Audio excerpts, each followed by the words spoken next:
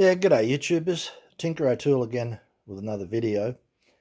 Today I took delivery of this slide, this vise and slide. It's 5 inches this way, it's 4 inches this way, and then we attach this self-centering vise. So as you open and close the vise, not one jaw moves, both jaws move, so they open and close like that.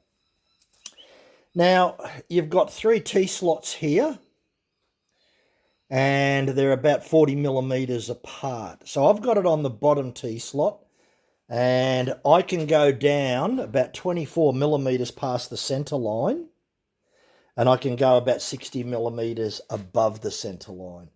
So you've got 80 millimeters of travel. You don't have to use this vise. You can attach using the T-slots and the T-nuts. You can have your own clamping mechanism and work it out that way. Now, with the end mill, I go up to 16 millimeters.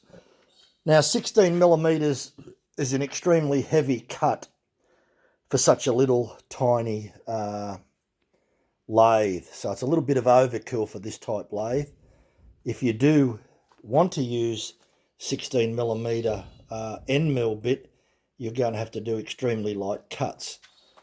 So typically 10 millimeters isn't too bad, works quite well. Make sure you've got them sharp. The Rockwell hardness of this end mill, this is high-speed steel, it's not carbide. It's about over 60 Rockwell hardness, so it lasts for a while. Very, very difficult to sharpen them accurately so that all 4 points touch simultaneously. You do have a bit of a graduation on here, so that's not too bad. And the other thing is you've got 5 gib screws and made out of brass. See the gib here, and this part's made out of brass as well. Now, being made out of brass, like anything that's out of brass bushes or anything else, just make sure you keep the oil up to it. Now, when you buy this comes with these 2 holes like that. They're spaced at about 40 millimeters apart. Put 10 mil bolts in them. I drilled this one and made the attachment there because I wanted to have it at the position that I've got it at. It goes straight on top of the compound slide. Yes, I could have mounted it. I could have taken the compound slide off and had it lower, but I wouldn't have the function of moving it backwards and forwards, and I wanted to keep that function. This type of vise, this sliding vise, is not going to suit every application out there, but without this type of sliding vise, it's going to be difficult to use your end mills in there. So it has a lot of features. You've got 80 millimeters from one end to the other end. These are faced at 40 millimeters, so you've got a lot of variation that you can do. You could, I haven't even checked, but most likely you may be able to mount the vise around the other direction. I haven't checked that yet.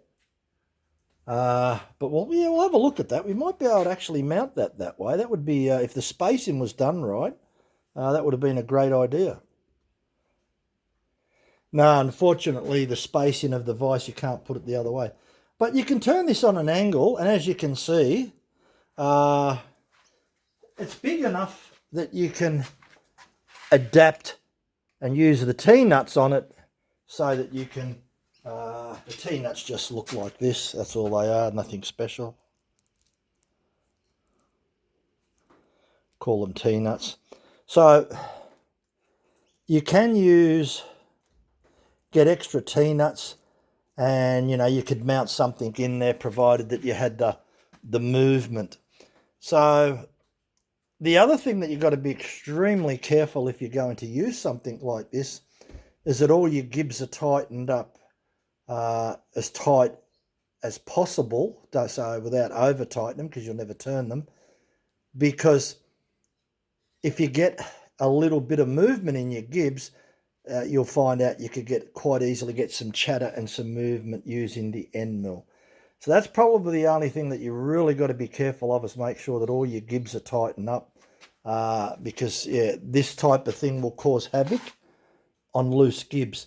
Now, on a much larger lathe, I should say, you'll find out that it'll be much more rigid in all the apron and the carriage and everything else. So this is a small lathe.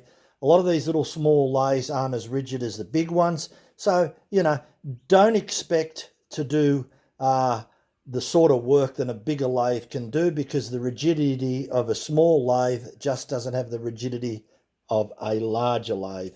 So the best advice that I could give you, if you're using something like this, is take light cuts.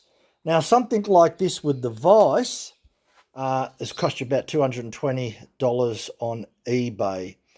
Now, you can't buy something like this on a well-known brand. These are made in India. They're made pretty good. I wouldn't say that they're the most precision piece of slide-in vise out there, but they're pretty bloody good. So for bang for buck, you couldn't do better than $220, because if you were to buy something like this, it was in, say, argument's sake, in Michitoyo or something like that, it'd be costing you 4 or 5 times the amount, you know, up to $1,000, something like that there. So you only get what you pay for. So for $220 with a slide-in vise, a 4 to 5 inch slide-in vise, and the little smaller vise that can be put on, and this is actually very beautiful movement on this, quite accurate. Reasonably, it's pretty high up there for precision, but it's not the highest quality that money can buy. But nonetheless, I'm not going to pay $1,000 for something that I'm only going to use a few times. So I don't mind paying a couple of $100. It'll live in my toolbox. When I need to use it, it's going to be always there for a couple of $100. So yeah. Anyway, I hope that information helps. Thanks for watching. Bye for now.